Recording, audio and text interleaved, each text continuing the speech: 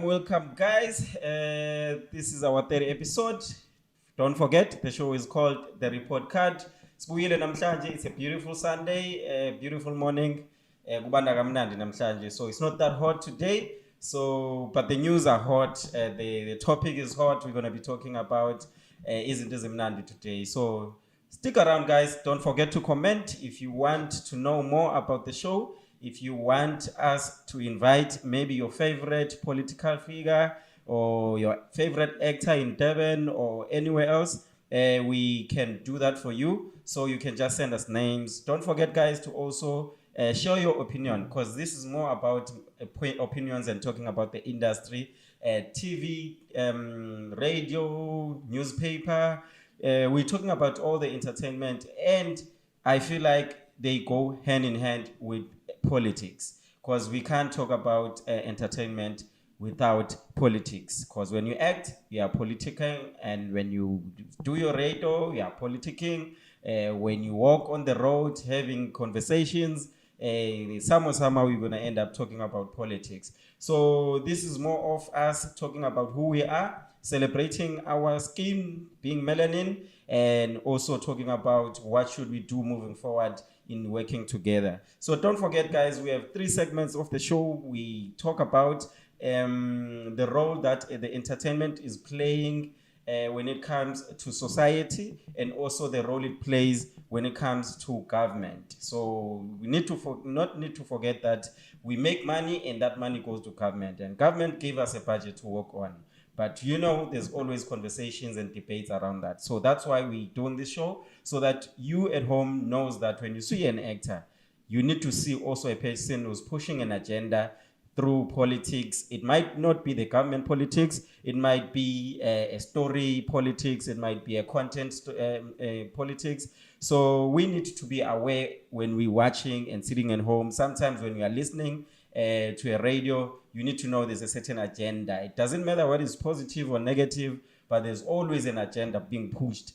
So that's why we're here. We're trying to break that down so that you understand at home.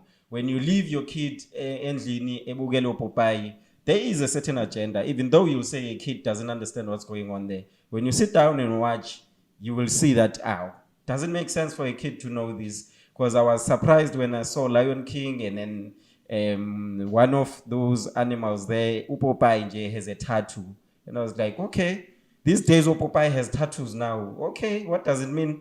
Does it mean now a kid can watch Popeye and see a tattoo? At the age 5, 6, in the next years, tattoo, and you're like, where did they get that? Forgetting that you saw Popeye now. Popeyes had tattoos now. So that's why we're having this show. So the second segment, don't forget, we're going to be reviewing our book. And then our third segment is more about celebrating our heroes, those who have left us and those who are alive. Remember, last 2 episodes, we spoke about Mamire Makeba. Last week, we spoke about Umenzi Ngubane's passing, and we're celebrating his work, and also about our king, Lagwa Zulu Natandi, King Zwelithini. So today, we have our own. You always have something to show you. Maybe you have an idea already who we're talking about today. One of the legends on television. He was there when black people were starting to get into the industry. He was one of the few back in the days, and he was very popular. So we'll talk about him. But I think you can see around the show, you can see his face. It's somewhere. I'm not going to say who it is, but I'm sure you see it. So we have our third book on our selection today. I'm sure this table is going to be full in any time soon. So each and every show, we're going to add a book. You can also give us a name of your favorite book, because it's very important for us to keep reading, read, because libraries now, you find about 2, 3, but back in the days there could be space, so you had to sit and wait because of libraries were full. But now technology is there. Abantu don't go to libraries anymore to read books. The smell that you get when you go to a library, the quietness, it's not about just reading books when you go to a library. There's more. So we want to reserve that culture. As much as technology comes taking away some of the stuff, but I feel like we also need to appreciate some of the old stuff that we used to have.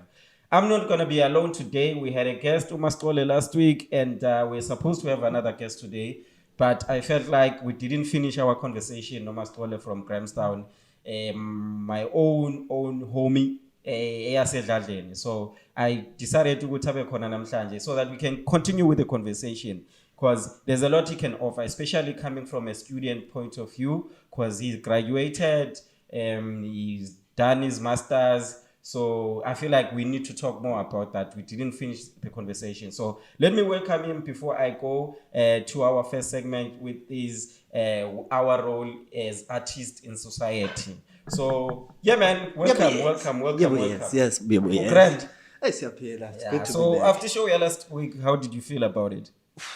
there was a lot that we needed to speak about. Sathetha thina kakhulu ixesha elininzi. Yeah, we spoke about Steve Biko last week, and we spoke about briefly the history yakhe, and then there was a monument or something about when we built at Grahamstown where he was arrested, and you gave us information about that. I feel like we needed to speak more about you as a student, and also what do you think about life of being a student this time around, because every year student izalwa, they want free education, akubhatalwa yonke loo nto leyo. And when I went through that process, and we spoke a bit ngayo loo nto leyo, so I want us to continue this today. Maybe you can explore more about a life of being a student and the struggle of finances, because you didn't come from a rich family or not that, because I know you're my cousin. So I think this segment is Stethangayo namhlanje, which is a question I want to ask ourselves every time we do the show. What is the role of artists or entertainment in our society, and also in government? Now, I think the main thing we need to talk about, as much as it's a question, but I broke it down so that every week we answer differently. So I feel like when it comes to this question, irrelate as entertainers and artists in government and in society, sometimes I feel like we are decision makers. Because people will watch or they will read newspapers, and then things will trend. Like, let's say with TikTok, there's a certain challenge corner.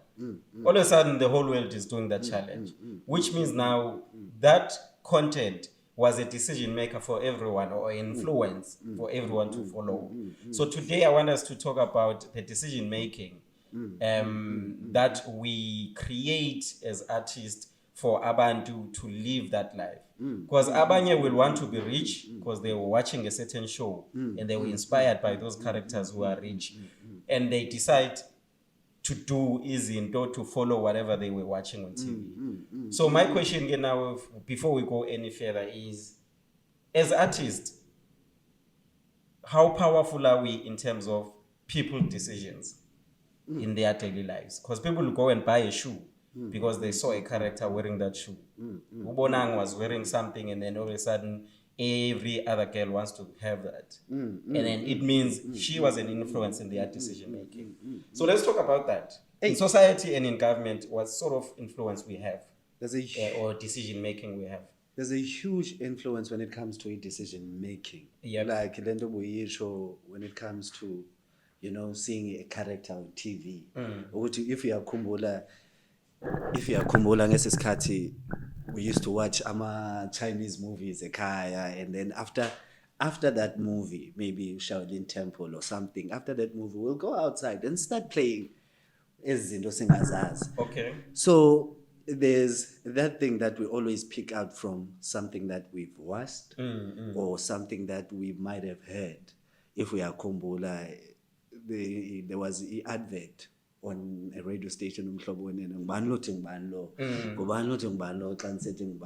that thing started to trend. Umuntu mayinoka endlini, umuntu xa inqonqoza endlini, ngoku kufuneka ebuza ubantu, naye uzabuza bangubani. So there are those decisions thina esizithathayo to follow ezi zinto sizibonayo eTV or stuff that we hear. Let's say maybe umuntu uzazibona yena ba makeup kabonang it's good for yena, ayicimbe wena azafaka the same makeup. Ufumaniseke umuntu uthatha lo decision now to look a certain way, to behave a certain way. So there's a huge influence esingayiboniyo kancinci that is crippling i society. And then now, I mean, when you talk about decision making, currently, when it comes to our government, most of the artists now, if there's a birthday, politician, they will rock up and we will see them. And most of the fans of that artist will tend to also vote for that person because bayambona uyichomi or is around that certain artist. So don't you think also for political parties, some of them can use that to their advantage to make sure that people vote for them because of these famous artists are seen with these guys every day. So that don't you think also when it comes to the strategies of government or political parties, don't they use that to their advantage in decision making? Yeah, they do. They do. Oh, yes, they do. Especially when it comes to amaxesha abo, when it's election time. Yeah. When it's time as oshintsha into in governance. So they would like to use that opportunity, making decisions about, okay, I have a follower or so and so, I have a friend or so and so who knows these people, who's a musician, who's an actor, who's already a huge influence for the public. So now let's use that person to get into the public, because most of the politicians as names, and no one knows ukuthi ubani minister of this, no one knows ukuthi ubani who's handling this and this and this and this. But having to know ama celebrities, and someone will trust ukuthi, okay, since he's friends with a celebrity or someone who's there, surely this is a good person, without having to understand the person. So our politicians have to use by an advantage of using friends, and especially on gigs, kwama birthday parties, kwama gigs that the government does. They always invite friends to come in, invite friends to perform. So they invite friends even if they need a support of the public. So they always use ichomiza. So there's that influence that or that happens right under our nose. Because also at the same time we can say even politicians themselves, they love the limelight in such a way that they are also influenced by artists. Because some of these guys, you will see, in terms of knowing politics, they only know the surface, but they want to be celebrities. They want to be seen out there. Because I remember, I'm not sure whether I did mention this over the last 2 episodes. There was a rally of ANC here in Durban, and then Ramaphosa was there, and then Mastermind from Zola was there. So people were screaming, and then everyone was wondering because the president was about to speak. And then the whole thing, no one spoke. It was like they were frozen from the stage until Mastermind appeared. And then these guys who were on stage, Ramaphosa and the crooners, they were amazed by the fact that all the fans didn't care about them. They were just screaming for this Mastermind, for this guy. So I think they do realize sometimes artists are powerful because they can be famous more than them. And then I remember also Zola during his time, he was bigger than everyone. Including the politicians, because he made people make positive decisions. Because his show, Zola 7, was more about improving lives. There was a point where he took his show to African countries like Zambia. He would shoot and started to grow. And then somewhere I hate that politicians were shaking because of now he was making people more conscious of themselves and believing in themselves. So I don't know how true it is. Some people feel there's a conspiracy behind his fall because they were like, this guy is too big for us. He's too big, not only in South Africa, he's too big even in Africa, to such a point that people are listening to him now. So I think that's where somehow they had to tackle him down so that angaqhubeki in the show. I don't know how true is that. Maybe at home Umutobugile can tell us, but there is a conspiracy theory regarding Zola 7, why he actually just suddenly his show was like down because he was bigger than any other person, including the president at the time. I think it was Thabo Mbeki or something. I think it was Thabo Mbeki at the time. when his show was popular. So his influence was bigger than even the politicians, and decision making in terms of careers. He inspired a lot of us to make good decisions. So it means now the power of artists can actually be more and influential than politicians. Yeah, if you know ijonga lento ngalendlela bana, there are artists that has, that always visit the public emakhaya kwabo at a certain time. Ubone lento like every day.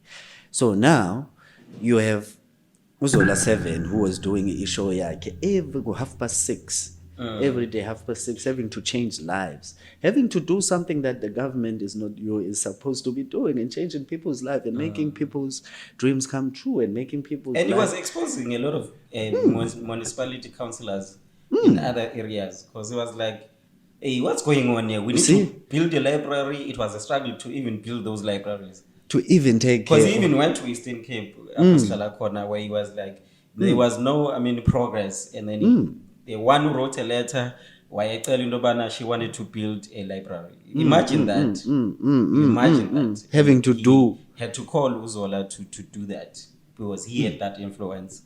The thing is, ufumana a whole government official that works for a government, who's supposed to be pushing this agenda, making sure that the public, everything that the public needs is being taken care of. Now you find an artist, someone who is taking something out of their own pocket, who's making sure that they go out there to make sure Uguti Abandu they actually get help. Now you have someone who's doing this work is supposed to be done by the government. Obviously, a problem is going to come out. Because now you think you know more than us, and you exposing us. So we need to take you down and take you down. This is something we need to warn in that there are those government officials or government stakeholders that are failing the public. Yeah, definitely. And then you have, since 94, you have the public. Some of these guys have been failing us.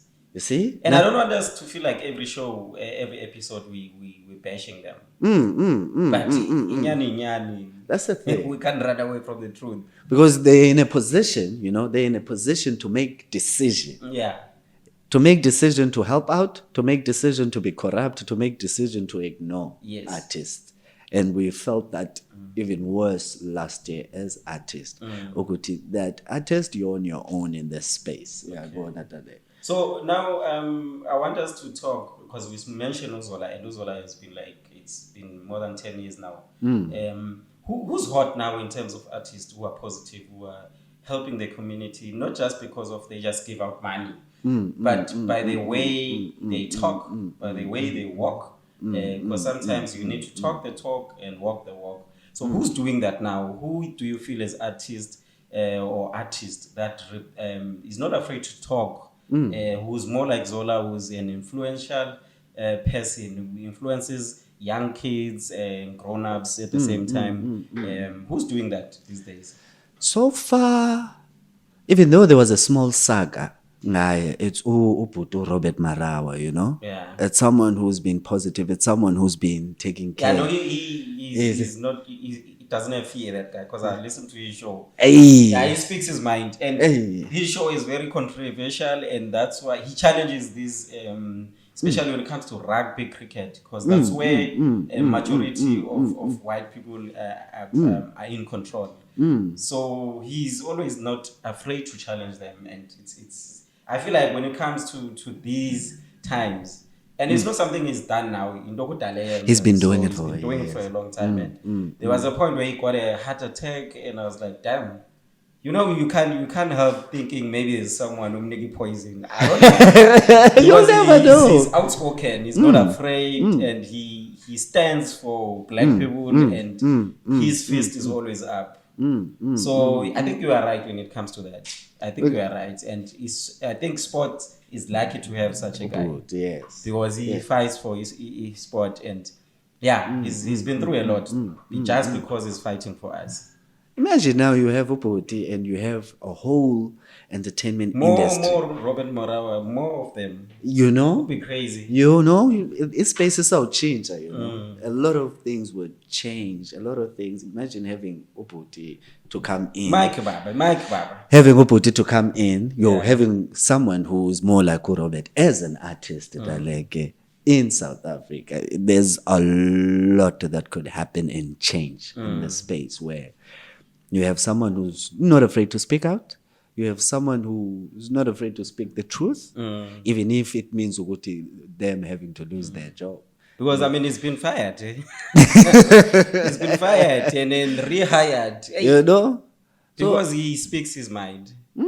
We're in a space where now a lot of people are scared to speak their mind because there are a lot of factors behind.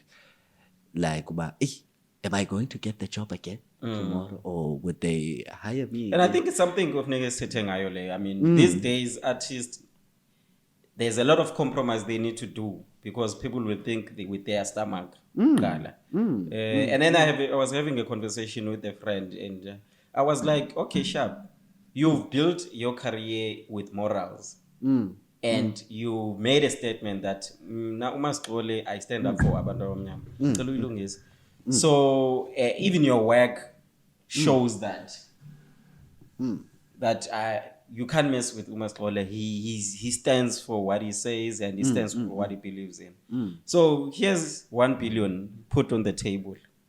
Okay, Slimba, we've seen your work. You've been doing great, but we want you to keep quiet now. You are too much. We have two choices now. It's either we are qhubeka nalento yakho or siyakususa, or you take this 1 billion. What do you do? Yay. 1 billion and your life, family, and saving lives. For the truth, I think the billion can stand aside for the truth. Why? Because you're hungry. You have 10 rands and you've been struggling for some time. Doing positive work. Because I believe that I believe that for every action there's a reaction. Okay. That I can take the billion. I can live comfortable. I can be, but at the same time, would I be able to live with myself? Yeah. Having to make that decision. Is it not the answer for a camera? Or would I be? Are you sure the answer? This is for the camera. I get the billion. I get to live my life the way I want. You can do anything you want. I do that. But would I be able to live with myself? Or as not a billion, as it's like 10 million. Because we overreach now. That's true. Would I be able to live with myself with that money? Because there's so much that money can do. At the same time, there's so much that money can make people look at you and be like, ha. So you won't take the money? No. And then suffer the rest of your time. And also, I mean, remember, another option is we're going to kill you if you keep on with the work. It's better. It's like Ubra Steve, Mandela have said, Ubra Steve mostly. I'd rather die for an idea or something that I know, Guti, is going to live long. It's going to leave an impression than to live with an idea that I know Guti is Opelanje Kanan. It's better to understand Guti. If they kill me for that money. So as long as I have to share Guti, this is the truth.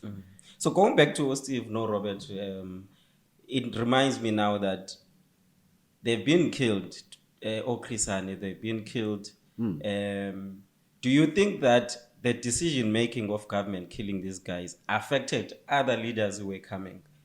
And then those leaders who were supposed to lead after or Robert or Mandela, those guys had to say yes to the guidelines or the rules that were given to them. Like, okay, Sharp, you've seen these guys, what we did with them, because they were too much for us.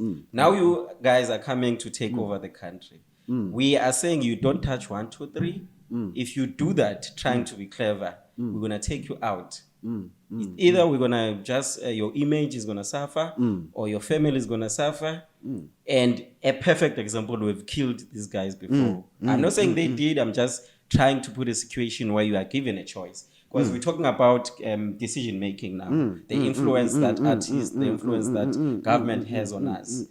So don't you think that after these guys left, don't you feel like there was fear now of upcoming leaders to stand up and say, we're going to fight? Because also the example is you fight, you talk, you die. Even after 94, I still believe. I believe ukuthi these guys, Ubra Steve, Robert Sobukwe, during their time, especially on their time, so much was happening in South Africa that there was already the emancipation of black people that needed to be done, during like clash. So their own struggles, they understood exactly what were the struggles. Ukuthi there's a struggle for black people in South Africa that needs to be looked at. So already they know the enemy, they know what is happening in the country. They knew ukuthi we are fighting against this. So now you have a system already that was at their disadvantage, that was oppressive, that was killing a lot of black people, that black people who were trying to change things. Now, there was a shift after all of this struggle, 1994, post-1994, that shift changed a lot of things. Now, there's no longer the apartheid system who is the enemy. So there are South Africans who are trying to recover a past that bonke abantu, who have lived before already, they're being casualties, people who understood the ideas of how to shape South Africa and how to change it for the better. Already now they've changed into casualties that we can speak about today. Already now you have a whole new system coming through of new leaders. Abo Mandela, new leaders, Abo Mbeki, new leadership of the ANC that has its own struggle. And basing Yongelendo at their own struggle now changed Yongelendo. So mind you, you are a person who was no longer in power. Now you are in power. You're making decisions. I'm talking about, don't you think the fear was installed on these upcoming presidents not to challenge the government? That's my question. The Lennon is a go. You going the long route. The Lennon is a go. Yeah. That fear, Mkhulua, it was never installed, Okay. It was never installed. It was something already, that was there, already that's been there for decades, Imagine from the opening up of the ANC in 1912. Already there was something that was there for the ANC. Already people were dying. And that is happening even today, It's already there, Uguti. There's no fear more than having to move people who... So you believe that these new leaders after 94 didn't have fear? Is that what you're saying? I'm saying, Uguti Bona, they saw things differently in their own way, rather than people... But still, for me, these guys were vocal. Yeah. They didn't beat about the bush. They were like, this is what we think, and this is the South Africa we see. After 94, did you have a leader that speak like these guys? That's the question I'm trying to ask to you. That's why I'm putting fear on it. No. Because these guys were fearless. I think these guys were much better than the leaders of today. Why did you go the long route? Because the question was simple.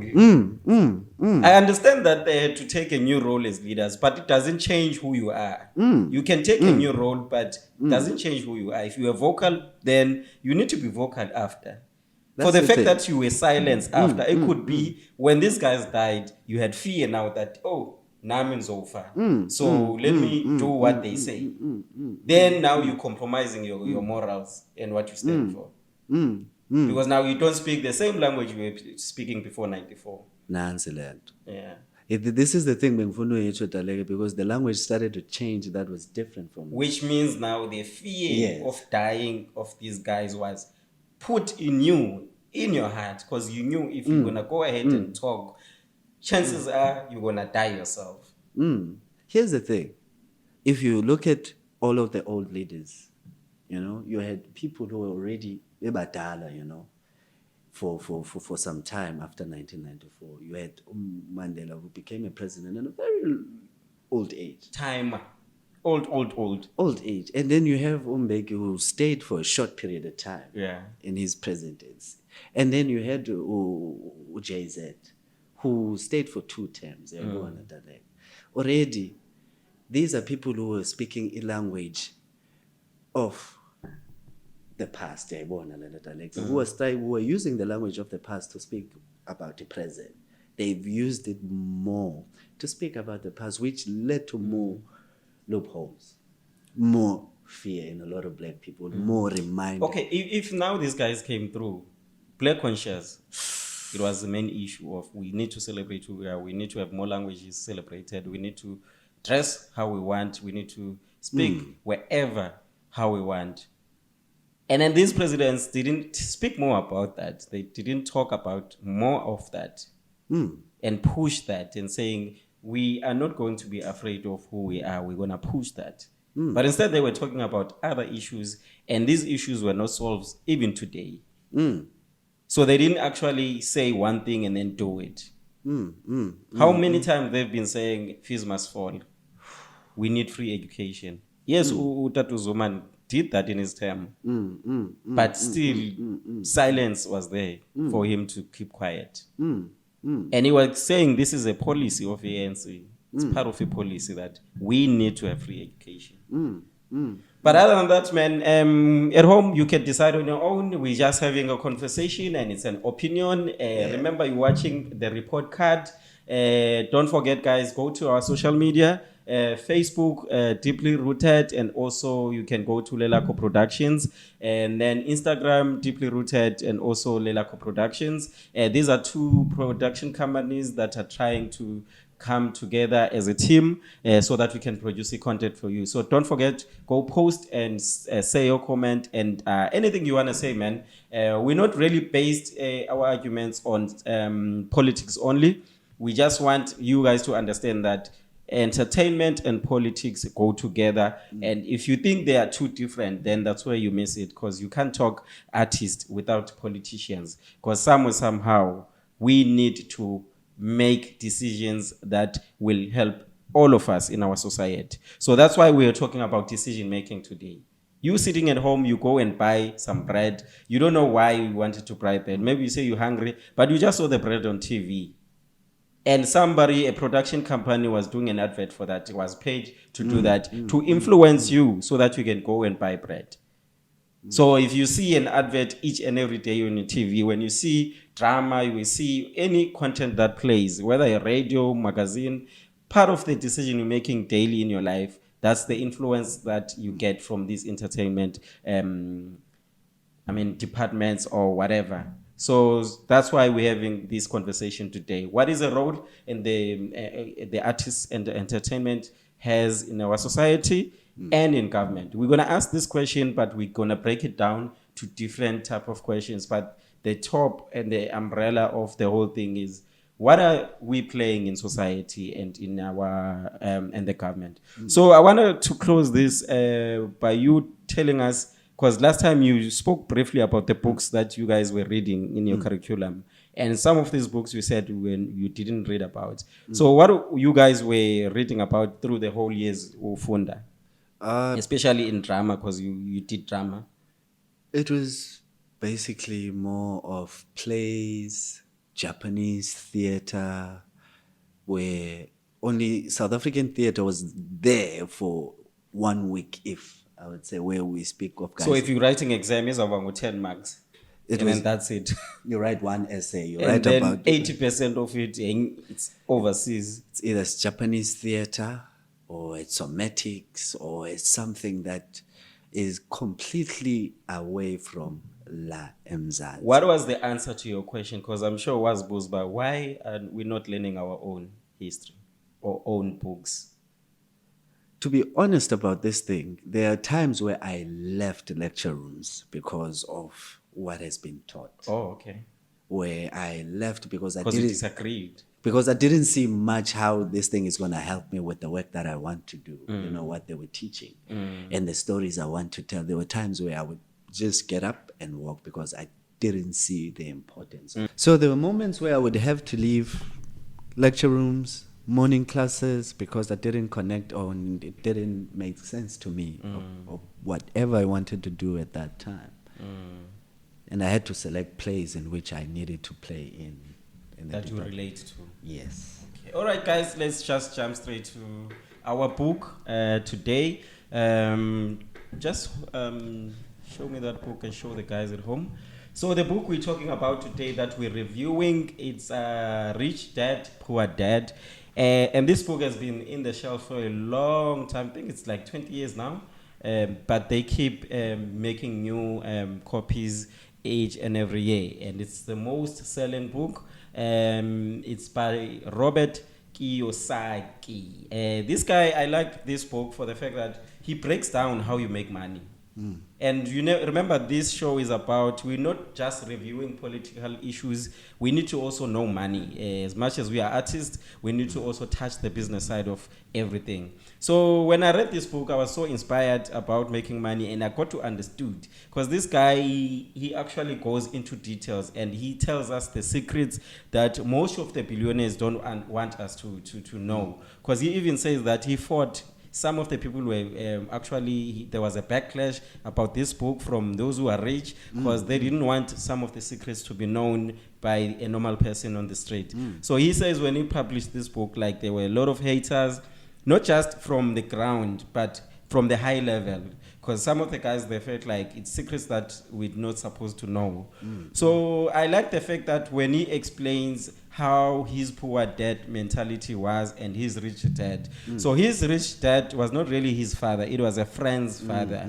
So he went and then he was owning a business, and then he was interested to know more about business. So the rich father will take him to his place, teach him how to do things. He learned the business as a young man, and he will go to with this rich guy. But at home, his rich dad, he was a soldier back in the days, and apparently his father was not happy, but he was at least making money for the family. So he would always try to tell him that they don't try to listen, because people who own businesses are crooks. You don't need to worry about, just go and find a job and be stable, take care of your family. But the rich dad was teaching him the ropes of how to make money. So he actually listened and learned a lot from the rich dad. So now he says that as he realizes that his father, why he was not well in terms of, now he was not happy, he only find that his dad was really a comedian, but he couldn't live that life because now he didn't feel like he can make more money on that. He was like, let me just become a soldier or something.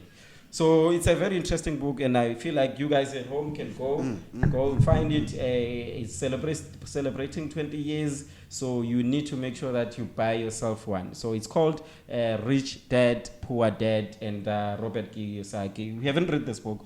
I haven't found time. You need to sit down. It's a very interesting book. It teaches a lot. And also he explains his salary, and also a profit, and also paying yourself for owning a business, how important it is. Because he says you're always going to be a slave to a salary, but you'll always be happy when you make your own money, because you make your own decision, you set your goals, and if you want to make a 50,000 or 100,000 in a month, you can, but in a salary you are stuck, because that's what you're waiting for every month. So please guys, go and buy this book, and this is the session where we celebrate and talk about the guys who are making it out there. So this is one of the book, we are putting it in our collection so that you guys can see. This table is going to be full. We're going to have each and every book. Once we review, we put it back there. So go to the internet, go to anywhere and buy the book. So if you're at home, there's an interesting book that you feel like we can read, you can suggest for us. Go to our Facebook page, Deeply Rooted, and also we go to Lelako Productions, where you can send your comments and tell us which book we can review. It's a nice book, talks about money, and then there's a triangle that he gives us. He shows us how the hierarchy is when it comes to making money. So you need to make sure you go and celebrate. So now we're going to talk about our heroes. because this is the last part of the show where we talk about those who've been there before. Uyayazi le ngoma ethi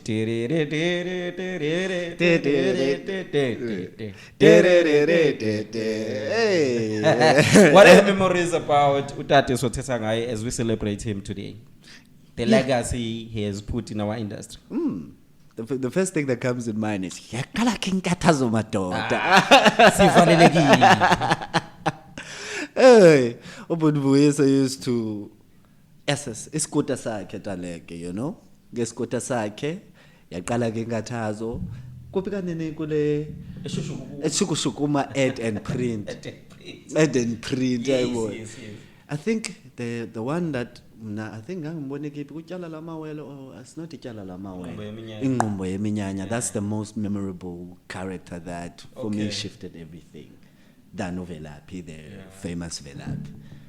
So those are memories as a young kid. Yeah. Okay. I mean, there's a point where if you want a scooter, Velaphi, most of the guys will stay. I mean, they will stop and then they'll come. You need to run because they didn't like to be called Velaphi. Because each and every person who was driving a scooter, we call them Velaphi. So just a bit of a background, guys.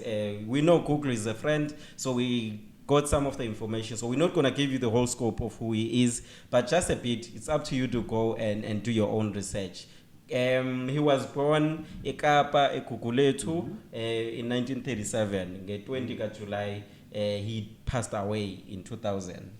So it's been 11 years now. 11 years without Utatu Velaphi. So he's played a good role in South African television. He was known as Velaphi. Each and every show, Abantu, they will always remember Velaphi. So he was associated with AMA awards that he won in television, such as Trouble in Constantina, and he played a rural man there. And also he has portrayed a character from Ingombe Yeminyanya. That character, I still remember even today. It was very powerful. So we liked it. And I saw him in a different way because he was not doing comedy. He was playing a serious character as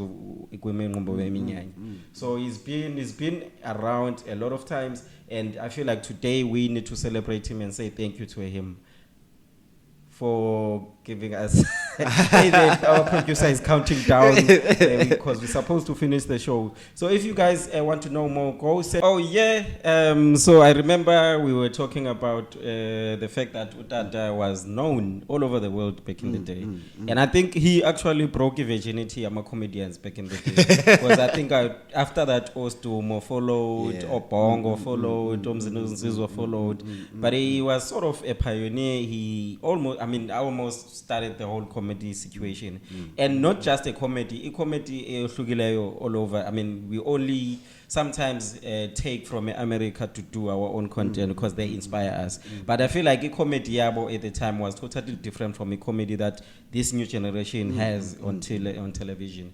So I'm glad at least and I'm also happy to have him as our hero on our show tonight because we need to celebrate them. Sometimes it's unfortunate that they are no longer with us, but sometimes we also want to celebrate those who are still living and who are inspiring us. So please, guys, keep celebrating because I know some of you guys, Abanye, I'm a 2000, I might not know him. I don't know.